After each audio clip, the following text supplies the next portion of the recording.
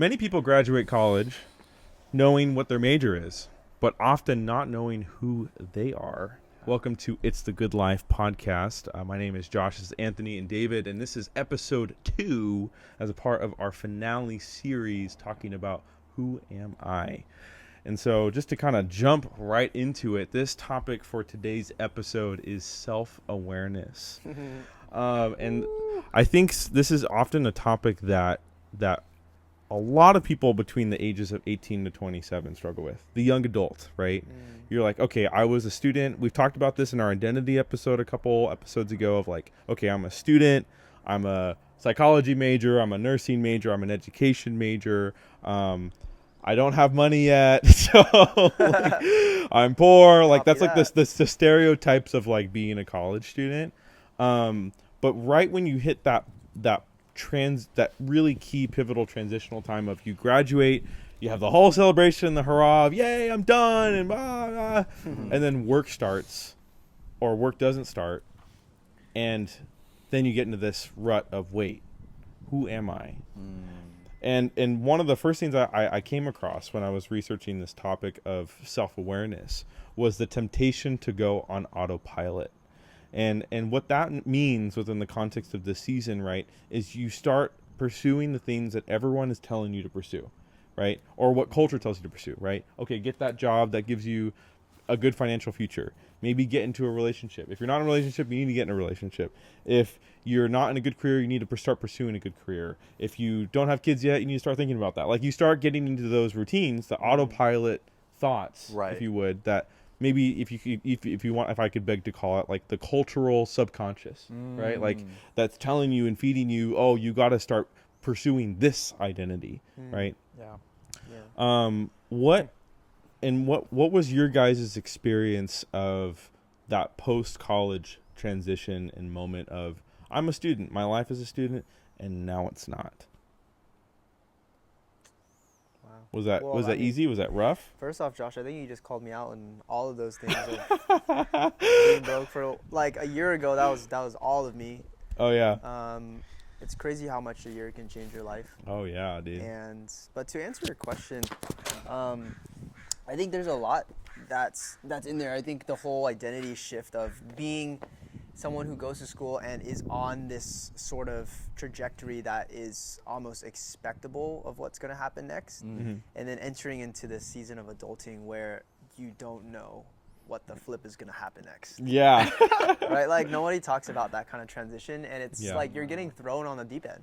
Yeah. That's what it feels like. And sometimes I realize that in life, growing that in some ways brings up a lot of growth, but it also brings up a lot of doubt, which I think is why we made this whole podcast to begin with. But I think that transition was really tough for me because having obviously moving away from home, not having the comfort of friends that I was living with at the time in college, and then all of a sudden living alone, having to figure out life. And as much as my parents were there to support that process, there's nothing really like doing it alongside somebody. And I think adulting is something that a lot of people feel like they're doing alone. They're just by themselves in that process. As much as, ironically, like everyone goes through that process, everyone tends to chooses to kind of figure that out themselves, or maybe they're in a situation where they have to. So that was definitely, just to open up there, a very challenging season of life, I think. So you mentioned like this focal point of that season for you being that you felt like you were going through it alone. I'm curious to hear, because you talked about this last episode, is like it's sometimes okay to be alone when you're going through hardship and the seasons of waiting. Perhaps even, especially like right after you graduate college, you're kind of immediately thrown into that season of waiting, especially a lot of people our age, right? So you mentioned it as a negative thing, but what parts of doing it alone were actually a positive thing? Yeah, that actually brings up the first big idea I think that this topic raises for me, is the idea of self-awareness. In order to be self-aware, I think part of that takes spending some time alone. And if it isn't for adulthood, I don't think I would necessarily have such a dedicated point in life where I had to do that. Because I think it's so easy to choose the more comfortable option of avoiding that and maybe moving back home and doing everything with somebody else, having somebody next to you. But really, I think the route that I chose to take, which was stay out and not go back home, really forced me into a position where I had to think about those things that really mattered to me. I had to think about, okay, what I'm going to eat today? What am I going to, just simple things. Yeah. But at the end of the day, were actually really important because for the first time in my life, I was making those decisions for myself. Yeah. And I think that was a huge turnaround for me because up until that point, I had been doing things for other people, right? Like I was living that people pleaser life up until then. So that was a huge, I think, flip for me in that point in time. What about you, David? Oh wow, I was gonna ask you actually. Oh, What did your process look like coming out of college and just the immediacy of basically jumping out into adult life? Yeah. Well, it's kind of like Anthony said, is like, I think that the temptation is to sort of adhere to the patterns that everyone else is going down, right? Of like, oh, everyone's starting to get jobs. Everyone's starting to be in like really long-term relationships, unless they already have been already. People are trying to pursue like financial literacy and like trying to pursue maybe even like their own dreams, right? Of like maybe doing like influencing or something like that. And there's this sort of pull of like, I got to do that myself. Yeah. I got to do that too. I'm behind, I'm not quite there yet. And I think that I was kind of in a unique position that I was married right out of college. And so I really wasn't doing life alone in that season.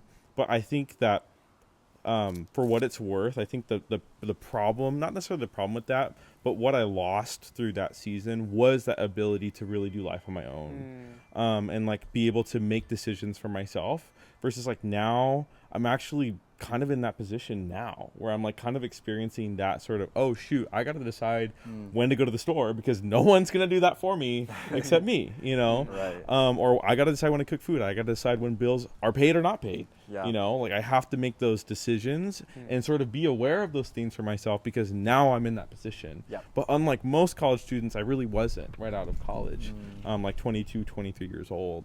And so all that to say, like, I don't think that just because, like, regardless of what your situation is, I think there is a value, and this might be, like, somewhat controversial. Like, I think there is a value in doing life alone for a little while, and, like, I've seen that in Anthony's life. I've seen that in my own life. I've seen that in your life. I've seen that in my friends' lives. I've seen that in my dad's life. And, like, I think there's so much value in being able to be an advocate for what you want. And being self-aware, which is what the title of this episode is, of who you are in this season before even beginning to think about entering into another one. Right. Yeah. So, what about you, David? What's your post-college experience been like in terms of that? Yeah. The temptation of going into autopilot mode and trying to pursue. I know the answer. I think, but what's your answer? Definitely so unconventional for sure. Yeah. Just sure. not the simple going into a job 9 to 5, Yeah. wanting even to consider a relationship. Just a lot of things I mean, the whole self-reflection, solitude journey is one that requires so much discipline, and I think a part of my personal discipline, a lot of that came with, can I set the driven goals that I want to achieve, and who's going to be along part of that journey. And if it's just me, it's just me. If it's going to be me and God, of course, then it's going to be me and God. If it's going to be me, someone else, and God, I mean, sure. I think right off the bat, I definitely didn't want to put my life into autopilot, and still to this day, it's not something I could say is even feeding into autopilot. A lot of it is just super driven on achieving high goals. I mean, super high standards. That's just the thing that I keep with my life in general. And I appreciate that way of living for me. I mean, as difficult as it can be, it gives me so much more meaning and purpose in the approach that I take at life. And that actually gives me more of an understanding of why and how I'm actually living, rather than this simple, if you're going on the autopilot of like, get married at 25, or, go ahead and, marry this person young that you've had, in a relationship. don't say that's necessarily incorrect or wrong. I just feel like there's just a lot of pressures coming from culture, society, friendships, and family, where it's like your life should ultimately look like this, or hey, I encourage you to kind of consider this direction, when ultimately they're really nudging you in this way. Yeah. And I'm hearing you, because once again, I know I say this all the time, where it's like I could care less, but it doesn't mean that I don't consider, or I don't think, and I don't love the perspective you share with me. Like I definitely hear you out. Right, Yeah. and I'm a deep feeler, so empathetically, I'm there with you. If it's an experience like you guys are working medical field, and I'm trying to put myself in the best perspective I can to understand where you're coming from, and because I'm not working in a medical field, right? So, yeah, I think ultimately with the whole self-awareness thing, I recognize there's a lot of discipline, a lot of that solitude that Anthony was talking about, and I agree. I mean, I think I choose that. So. Yeah. It's yeah, pretty cool. You definitely have been a person that in my life who uniquely, well, besides Anthony, have like chosen solitude. And I was actually talking to a buddy of mine about you actually, and I guess intuitively a little bit about David too, and like this high respect that I have for both of you because of the intentional solitude. And even like you can even argue soloist that you're taking, like you're approaching life in right now. And interestingly, in my own journey of experiencing soloist a little bit while back, and even choosing to be solo in certain moments of my life, I've found that in those particular moments, one big thing I've learned is that God reveals in the secret place. I don't know if you guys have are familiar with that concept of like what Jesus is talking about in the Gospels, where he talks about like when you pray, like don't pray in the midst of other people. Public, right. Like pray on your own in quiet, and God will see you and will honor what you're praying for in the secret place, not in front and flamboyantly in front of other people. And it reminds me of what Anthony said last episode, which is, would the direction of your life change if you were by yourself? You know, like if you were your only wind pushing you forward, like where would that wind be any different in direction if it was uninfluenced by anybody else? And so kind of going off what you were saying about like self-awareness, right, in the pursuit of that, I guess a follow-up question I have is how aware of yourself are you really? You know, and I think Anthony and I talked about this in a bonus episode. Like even one of the things that was surprising for me to think about was attachment styles, right? Yes. Of like, am I aware? Am I genuinely and honestly aware of how I attach to other people? You know, because I think all people say, "Oh, I'm in a secure attachment style." I'm definitely secure in myself to have that, but are we really? And like, if I'm honest with myself, I'm mostly in an anxious attachment style from my perspective, because I care so much about a person and I don't want to lose that. So that's like the anxious attachment style, Right. you know? So just out of curiosity, right? Like, I think I want to pose this question of, are you really honest with yourself about who you are and what defines you? Or do you even subconsciously sort of create an ideal of yourself that you tell yourself you are? Yeah, that's a really challenging question. It's a challenging question. It brings to mind this conversation that I actually had with David in the car, and we went back and forth about this idea of reputation and what people think about who we are. And I remember us just kind of hashing out, not to get into any specifics at all, but we're hashing out like, hey, I think this is how people view me, right? It's so interesting. Like, I think people think I'm this. I think people think I'm this. And then we also talked about, this is what I want people to think about me. And it's interesting because oftentimes those two things aren't really the same. People think one thing, and we really, truly are this other thing. And I had this other friend later in this week ask me, like, he asked me in regards to, he's like, I really want to start creating content. I just don't know how to find my voice. Like, how do you talk confidently in front of the camera? And this idea of having alignment between the things that you're saying and the person that you actually are came up. And I think that's where it's really important, and something that David and I actually talked about too as well. And I'm sure Josh and I definitely talked about this, but like whether or not your actions are in alignment with your identity And that takes self-awareness, but the idea that oftentimes we try to act in such a way that portrays us as a person that we want to be seen as rather than the person that we truly are. And whenever those things aren't the same, then of course we feel misaligned. Yeah. Of course we feel out of place. Of course we don't have a confident voice because we're speaking from the kind of person that we aren't. Yeah. And so I think it's such an interesting idea of, like, it's so simple, like, oh, just be yourself, like the most generic and cliche advice it is. Right. But I think when you really take that to heart, to really be who God created you to be and with the God-given driven purpose that he's given you specifically, like David Herring and Josh Yee, when you take it that personally, I think that really changes the way that you communicate and the way that you act in life and how confident you feel about it on top of it, right? So yeah, just ideas that are coming up in my head.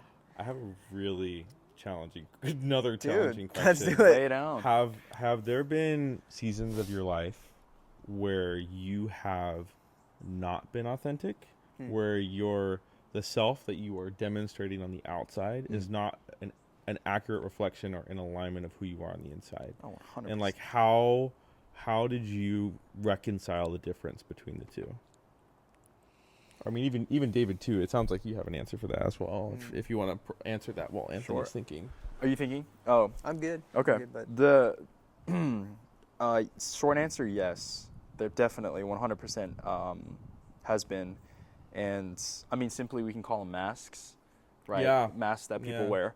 And this was actually far back when I was in my my younger college years. I used to party a lot.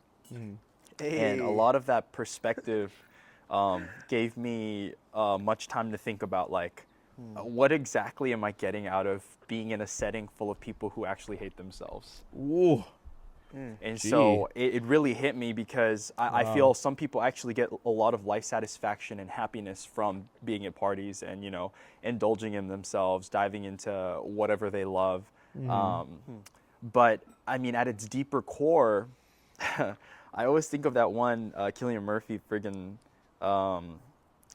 like Instagram reel where he's just like in this room with a bunch of people, but he's super introspective and very like taking the back seat, and it's just the camera on him, but everyone else is chattering all behind, but he's just there like in his own world, just thinking, and he's like looking around. And that's how I felt at a lot of these parties most of the time, is like, I'm so out of place. Why do I have to feel that I put on this mask in order to fit in with this specific environment? Yeah. And that was hard for me. Yeah. And I said, this is not ultimately what I wanted, right? And so to this day, that doesn't mean that I don't partake in parties, or I do. I mean, I will say, like, I don't, but, you know, you can take that as you will. Yeah.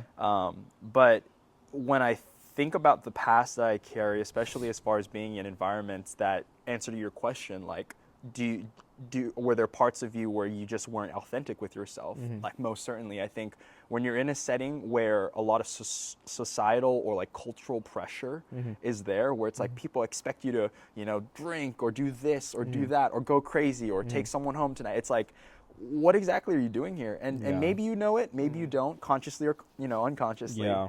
But that's sort of what I've navigated as far as that authenticity and just the difficulty of showing ultimately if that's what I wanted or not. So, yeah. What was, I mean, I think the word that I found myself using more commonly in these conversations is like, what's the remedy then? Right. Yeah. And you kind of posed an interesting one, particularly related to like the party culture. Yeah. It's like you became aware. You're like, wait a second, what am I doing here? and not interestingly enough, Yeah. I think that it sounds like the journey of you becoming aware for yourself was first prompted by you becoming aware of others, right? Absolutely. You saw what they were there for, Yeah. and you said, wait a second, but I'm here with them. Am I pursuing the same thing? Right. You know? And all of a sudden you're like, whoa, like it started kind of like putting you back a bit. Yeah. And so what ultimately prompted you? It sounds like that's the process of you becoming aware. Like what prompted you to like fully step out of that space?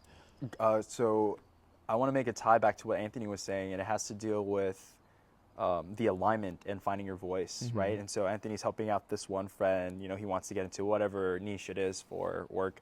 And the friend needs help finding voice. And it goes back to that. I think the remedy now is ultimately, am I in an environment, am I in a space, am I in a situation, an event that actually aligns with what I want to show others, to resemble, to represent.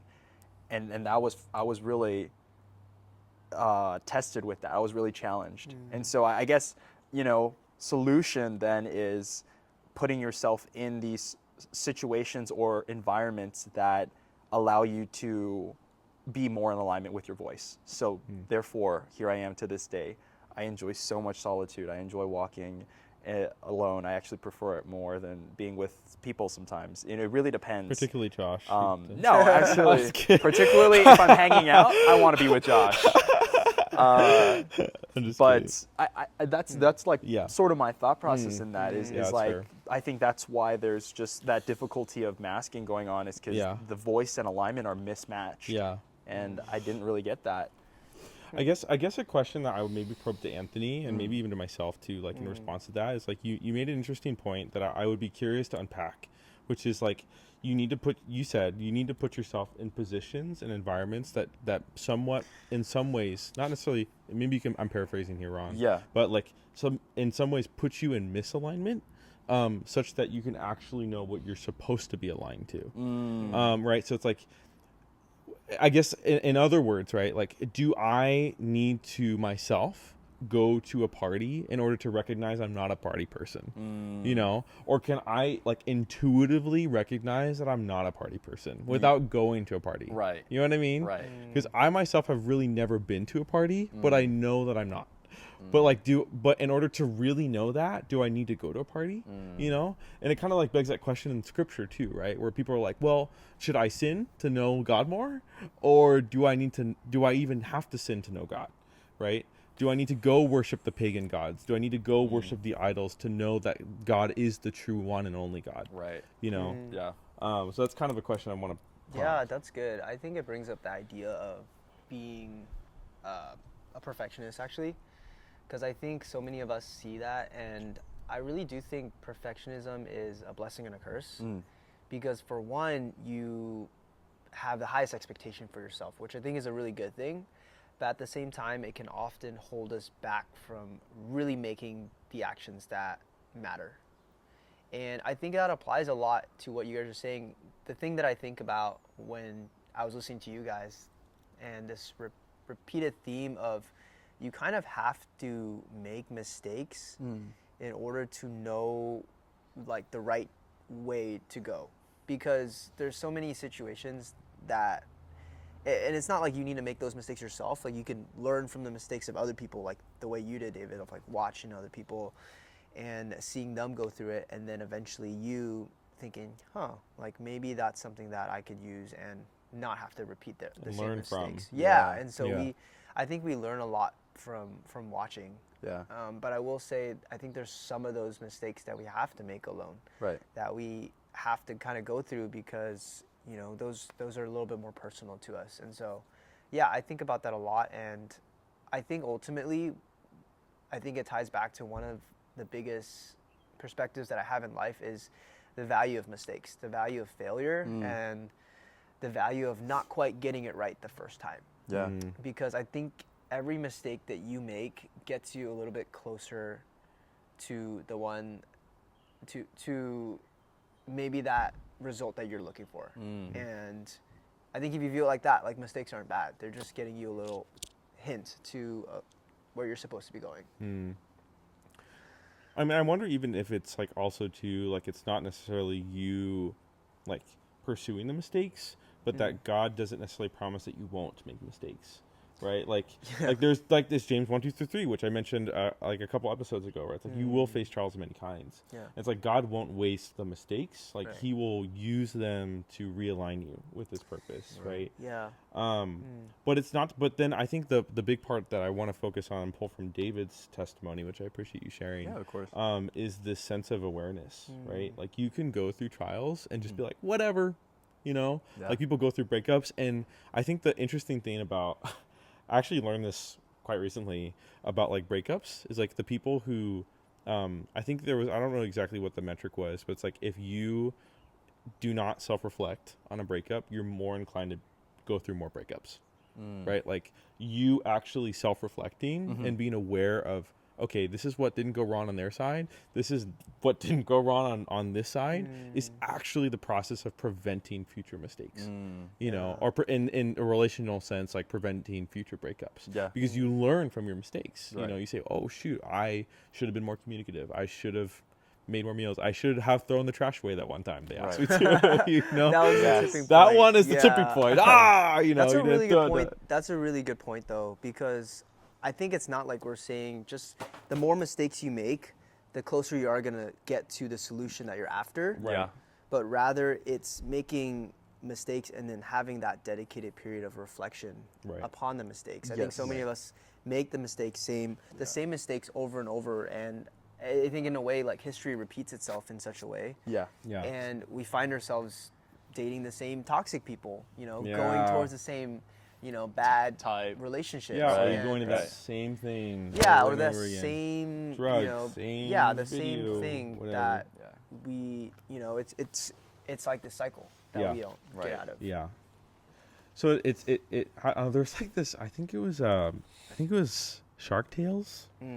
Shark Tales? I don't know if this is a really random reference, but there is one scene in that movie. I might be totally misquoting this movie, but there's one scene where they're like a bunch of kelp, or like you know what I'm talking about? Well, I There's- know. Yeah, I know what kelp is, but I don't know the. they're like a episode. bunch of kelp, or like a krill, actually, like little shrimp, and they're like swimming, and there's like bajillions of krill, like krill, like swimming in one Oh, I direction. think I know what you're talking about. Yeah, Yeah. and it's like there's like Phil and Jill, like two krill that Okay, are like okay. Yeah. swimming in this direction. Kind of ringing a bell. Yeah, and Phil's like, what if we don't have to swim this direction? And the other krill's like, what are you talking about? We're all krill. We all swim this one direction. Like there's no other choice. And it's like in the scene, you can literally see krill all swimming in the same direction as far as you could see. Right. But Phil's like, oh, like what if this is not all that we have to do? And he's like really pressing that. It's like, I'm gonna swim the other way. And the other krill's like, no, like don't swim the other way. And he's like, I'm just gonna do it. And so he like starts going the other direction. Yeah. And eventually, like he swims out of this whole swarm of krill. And he looks back and all he sees is this huge cloud of like pink and all he sees is this whale that just keeps coming in and eating this krill. And the krill looks back, he's like, is this all that we actually were? Was just swimming in circles and getting eaten by whales? Like, aren't we more than this? Yeah. And that's sort of like prompts, I think, this question that we're really rummaging around and diving into is like, are we more than just that?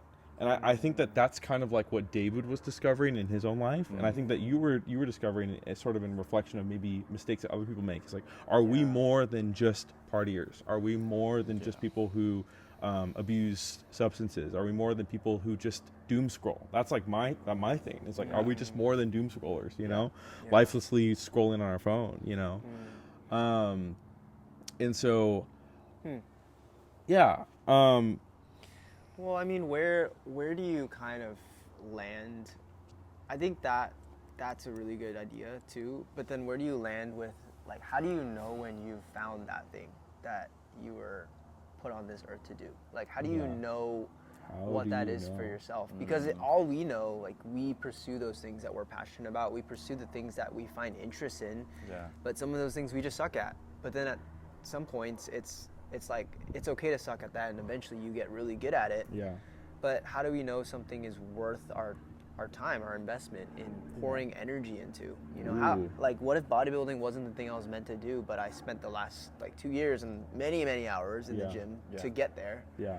but it was just not really what I was meant to do, you know? Yeah. Okay, so Like, hey, don't all speak at once now. no, it's sort of an interesting idea of like how, and I think that's actually kind of, I think a lot of our generation, and even generations prior, struggled with that sort of cycle of structure of life of like, okay, you finish college, then you this, then you this. But I think inversely so, our generation, I've heard, also struggles with the opposite problem at the same time, which is everything's too difficult. You know, so why try anything? Because everything's too hard. You know, I think it's like what we live in that generation. I think it's like, I think the phrase goes like, if you live in a generation that precedes a war, you're gonna be followed by a generation that's tougher and stronger. But if you're followed by a generation after war, you're softer and like less inclined to experience and pursue difficulty. And I think we're part of that generation. We haven't really had a big war in our generation, which has prompted us to kind of step up to the mantle. Right. And so as a result of that, going back to your question, right, of like pursuing difficult things, how do we know what the right thing is when we're faced with difficulty and adversity? I think that comes from being aware, Yeah. right? Yeah. Because I think a lot of people who, like of our generation, who experience difficult things, they choose to stop because they're not aware of what good has already come through that experience, right? You know, so like one of the examples I've talked about before is like my first clinical job in the emergency room. No clinical experience, going from nothing to working in an emergency room was a pretty huge jump. And it was really difficult. And the first couple of months I was talking with my dad and being like, hey, like, I'm really struggling in this job. Like, should I continue to do this job? He said, you know what? Like, you may not be able to see it now, but if you just stick with it for a little bit longer, you might experience the benefits that this job brings that you can't see right now. And I remember, and looking back now, like a year and a half later, I recognize that was one of the most important decisions I ever made, was to stick through and see it all the way through. And if that job ended a month after that, then so be it, you know, but it didn't. And I've gained so much valuable experience as a result of that. So I guess all that to say, like the summary of that, that is, you may not know in that particular moment what an experience is going to bring. But it's so important to see it through. See it through until it's really telling you it's not the thing. Yeah. You know what I mean? Yeah. That's interesting. I think it brings up this idea of the learning. I don't know if you guys have ever looked at the learning, like there's a graph. The learning curve? Yes, there's a graph that is associated with like the learning process, and it looks like an exponential graph. And oftentimes when we're ever trying to learn a new skill, we're starting at this bottom left section of it, and we're trying to find our way up to the top, like to the certain skill level. And you've often heard like, oh, there's this 10,000 hour rule. Oh yeah. And so that 10,000 hour rule like lives up here where we, want to be, but oftentimes like if the x-axis, this is like getting really granular, but if the x-axis was the time, I'm like, I'm already lost. Yeah, it was like the x was the time and y was, your skill level. Like there's a certain time that you have to put into pursuing that thing, whether it's difficult or not, to get to that point. But oftentimes most people actually quit before they even see any results. Yeah. And so an example for me in my life is with working out. I actually recently hit about 10 years of working out, and that's a really long time to be doing anything in life. And I can definitely say that after 10 years, there's things that I knew that I had no idea of in that first year. But in the spectrum of that, I think it's interesting to have that kind of long-sightedness when it comes to learning, because I feel like if you are only thinking about, okay, what's the quickest way to success, like you just forget that there's this time aspect of that learning curve. And we think that, oh, this is just an overnight thing. And obviously like genetics and skills plays into that in some way or form. But yeah, I think like just expanding your time horizon is an interesting idea too, because we often just want the results like right away. We run to do things like ASAP, you know? Yeah. But that's also like, I think the greatest obstacle for our generation is that we are under the, how do I put it? We're under the false pretense that we don't have time. Like we're rushed into everything. Right. So like we don't even factor having time as a part of being successful, right? But interestingly, I might pose this to even to you, David, like thinking about where you want to go and the direction that you want to go, right? If you were to ask someone, perhaps like an experienced content creator as an example, or an experienced bodybuilder or an experienced nurse, right? Looking back, what they wish they could have done, I think most oftentimes they'll say, I really wish I spent more time doing this. I really wish I spent more time focusing on my IVs. I really wish I spent more time focusing on my technique. I really wish I spent more time focusing on building my audience and focusing on who my audience is. Right. Like, I wonder if that is a technique or a remedy to being self-aware, is like, what would my future self want my present self to do? You know, Yes. what if someone more experienced would say to me Yeah. in my current situation? Right. You know, Right. Yeah. and so maybe that might be a question for you, is like thinking about maybe where your future self would be. What do you think what would you think older, more experienced David would say to younger, more inexperienced David? Right. Absolutely. I affirm that point 100%. I've put myself in many situations where I've thought about, once again, I think one of the biggest things that I live by life is just every single day is the opportunity to surrender. And so when I think about new surrender, who is helping me throughout that process? If it's my big brother, who's that big brother figure? Well, do I think it's Jesus? Okay, great. I have Jesus as a big brother in my life, and he's helping me throughout every single point. And so I want to even take it back a step in humility, because even though I would say I myself 10 years down the road look differently in, you know, whatever it is that I want to achieve, and if one of those avenues is content creation, then okay, what does 10 years from now David look like, and what is he telling to me right now as far as the advice that I need? I mean, I think that's great because it's very specific, and it gets to the relativity of in that field and to my heart who that is. But ultimately, I mean, I think even a bigger part of my identity is just as a placeholder rather than me coming as telling me advice. I thinking like Jesus being there and saying, hey, what are you doing with your life now that you've gotten to this point? What have you learned? Ultimately, like he's the person that I want to be, you know, in that place of my shoes. If I was, you know, into whatever realm, even if that's for bodybuilding, or, you know, not bodybuilding, but if that ever is even the thing that I do get into, or rock climbing and bouldering specific, because I love that, or hiking. But yeah, I might even prompt, like, here's an alternative to think about. It's like, what if it was like a 13-year-old, as an example, right? For example, actually, hold on. Guess the pot. We'll cut the episode. We'll cut the episode. Okay. Hey there. Oh. Well, We can just keep we can going. just cut it. I'll just cut it. I'll just cut it like right here. Yeah. Okay. Okay. Well, But continuing yeah, on. so you were saying, Josh. See that shot. I don't think so. No, it cuts off at the chair. Okay. So like I guess maybe even something I would even consider, right? Is Yeah. like and speaking of, it's someone's birthday yesterday. Who? Birthday. Whose This birthday guy. is it?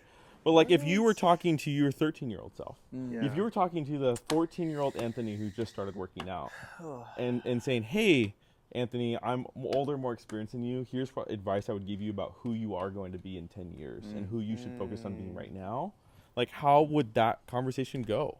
Right. You know, if I were talking to my 24-year-old self Yep. in 10 years as a 34-year-old, or if I was talking to my 14-year-old self, I'd be like, "Hey, you're going to be good. Like, stay good in school. Like, focus on your friends and focus on your family, and you're going to be fine." Yeah. You know, but did I believe that back then? No. You know, did I have the wisdom and experience to know that I was who I was back then? No. But do I now? Yes. Yeah. But what am I going to know when I'm 34? What am I Right. going to know when I'm 44, 54, Right. 64? Right. You know? Yeah. Or even as a bodybuilder, what are you going to say to yourself when you're 20 years into bodybuilding? You know, potentially, or no. working out even, you know? Right. I think there's a lot to learn from our, you know, the past decade of our life, and there is so much to learn from looking forward. And I think those are two ways that you can kind of view awareness. Is like, obviously the goal is like, hopefully you are a lot more aware than you were back then. But then I often hear this thing of like, do what would make your 9-year-old proud and the 90-year-old of you proud. And like, it's interesting to have that perspective of the, I guess, beginning and the end, and keeping those things in mind, because it keeps it relative to understanding how far you've come, but then also like how far you want to go, and the realization that the amount that you have to go, that's all what you could call potential.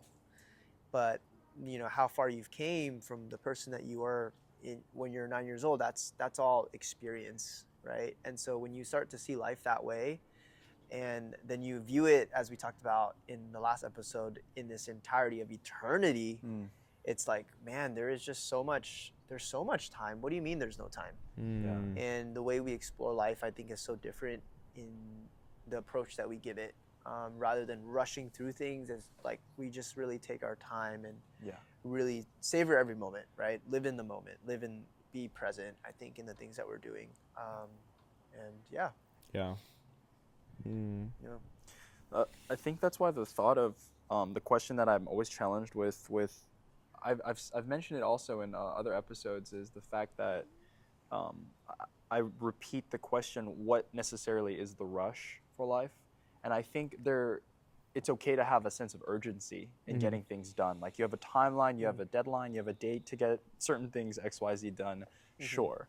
But I think also, are you pacing yourself respectfully in a way that you're actually able to respect and appreciate your time that you're putting into getting these things done? Or are you going through the motions and, necessarily getting through a specific process with no intention that out of it is going to be any sense of value or meaning, or simply, once again, just one of the autopilot things? Yeah. Like, I think it really makes a difference to be intentional, open-minded, and accepting of what and all the things that you can appreciate in the now.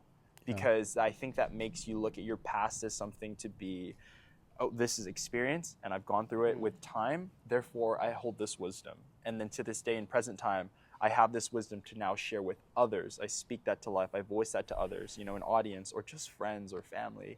And then when you are envisioning and looking as a dreamer into the future, even if you're not a dreamer, just someone who overthinks, or, once again, we covered overthinking in the last episode, goes through that process and there's a future aspect. How then are you necessarily navigating all these questions? Like, what's the rush?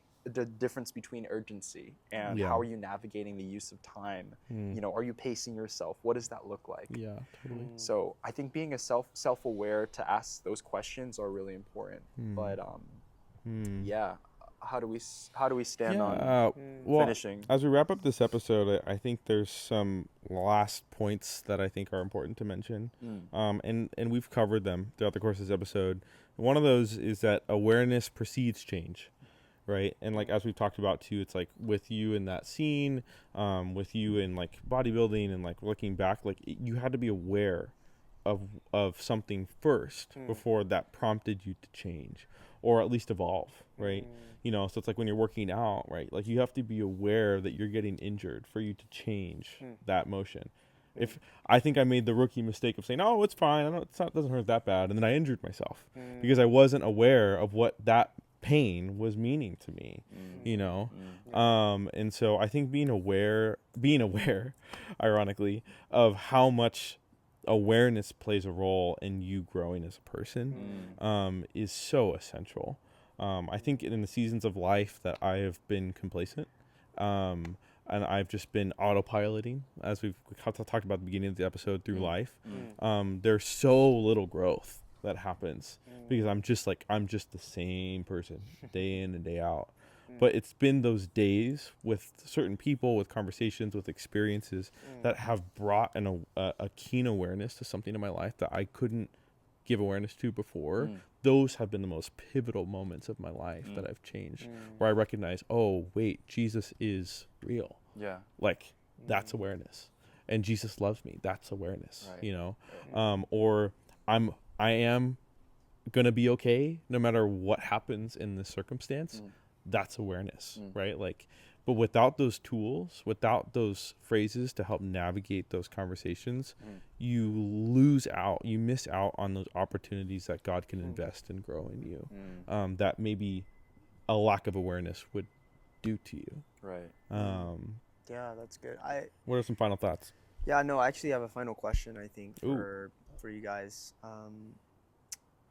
What would you say? I think we've talked about a lot of things, and I think what we maybe didn't touch as much on in this episode is more of what is practical, I think, in a sense of self-awareness. And it makes me think, like, what is the one thing that has allowed you to grow in your self-awareness the most? Is it a tool? Is it a person? Is it a relationship? Is it a certain mindset shift? Is it an experience in your life? Like, what is that one thing that has allowed you to grow in your self-awareness the most? Yeah. Because, how can this person that's listening to this on the other side of this camera really put this into action and make, if they're not self-aware, maybe they don't know who they are, maybe they're trying to figure that out. What can they do and start doing today in order to move that needle a little bit closer to who they were really truly meant and created to be.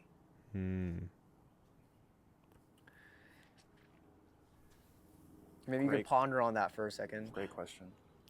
Is that a final thought you wanted to leave as a pondering question? I'm genuinely curious what you guys think is the biggest factor to your success in being a self-aware person, if that's something that you define yourself as.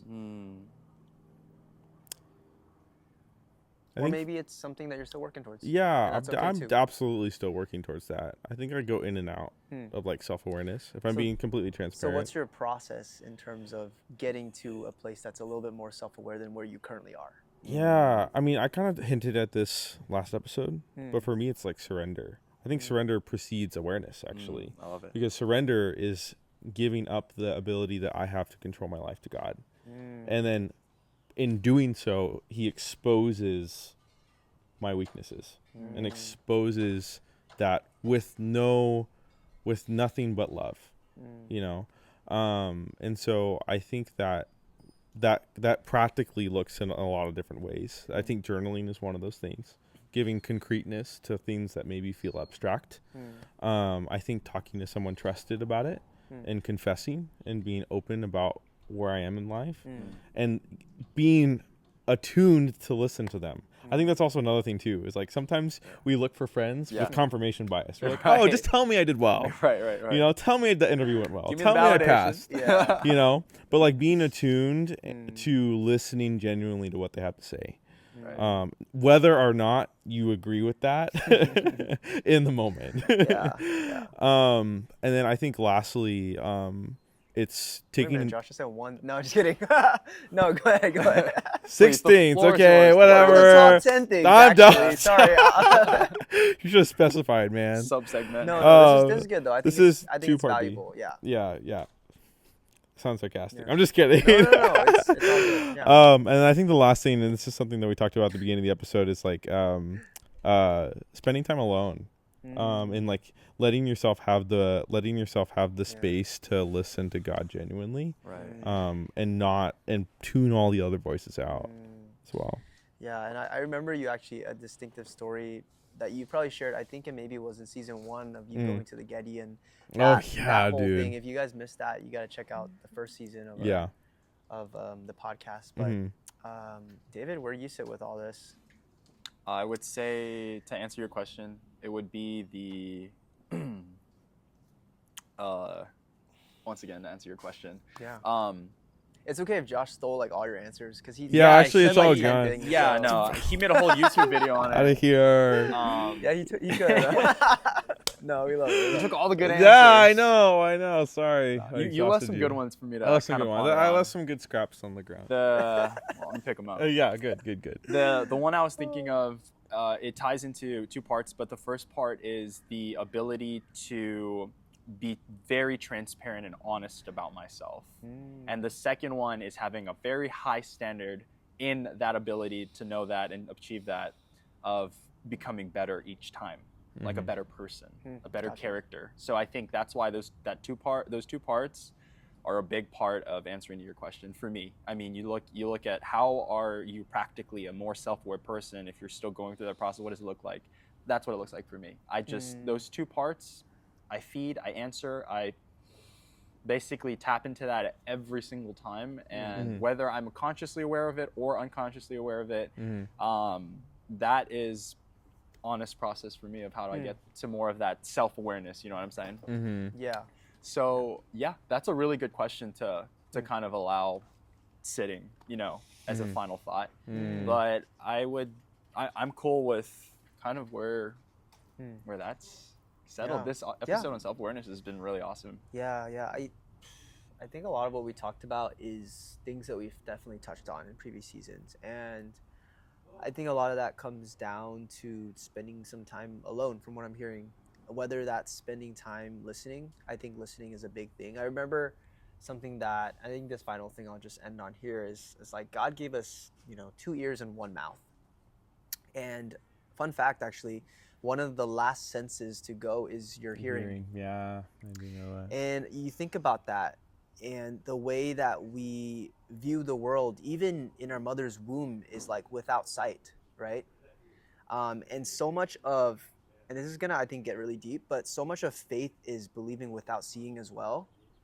And I think when we walk through life without needing necessarily this visual validation of guaranteed success, right? Because oftentimes I think that's what we're after, of like, I want to see God, that I'm going to succeed in this absolutely guaranteed 110% before I choose to do this thing. And I think oftentimes in those seasons, God is like, no, I am not going to grant that to you, but rather I'm going to grant you uncertainty. I'm going to grant you the unknown. Yeah. And matter of fact, I am going to make you walk through the shadow of the valley of death. But here's the caveat. I'm going to walk through that with you in the midst of that, in the eye of the storm.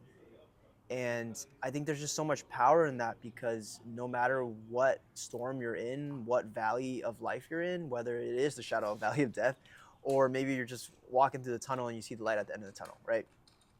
Whatever it is that you're facing, there is that kind of hope there. Yeah. And I hold on to that a lot. And I think that that's something that's really valuable in being able to believe in yourself without necessarily seeing the end of it, or maybe even just being okay with trying something and not necessarily succeeding in it. Right. And with the understanding that God is using that to work you through a situation that is greater than you could ever imagine. Yeah. And yeah, I think the note to end on, you want to pray us out? Yeah, I'd love to. Sweet. All right, let's do it. Dear Heavenly Father, we thank you so much for this wonderful opportunity to be present with your Spirit today. I thank you for Josh, I thank you for Anthony, and I thank you for the wonderful audience that is listening to the podcast. I pray that there is rested assurance and just affirmation over our lives as we continue to walk in step by step.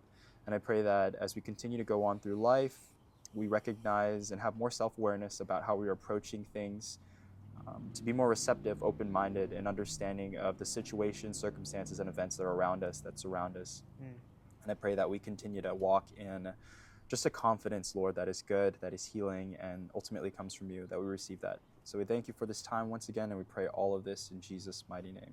Amen. Amen. Alrighty, that's going to be the end of episode 17 Yes. of this second part of this mini-series. And yeah, thank you guys so much for watching. It's The Good Life, your practical guide to adulting. We'll see you guys in the next one.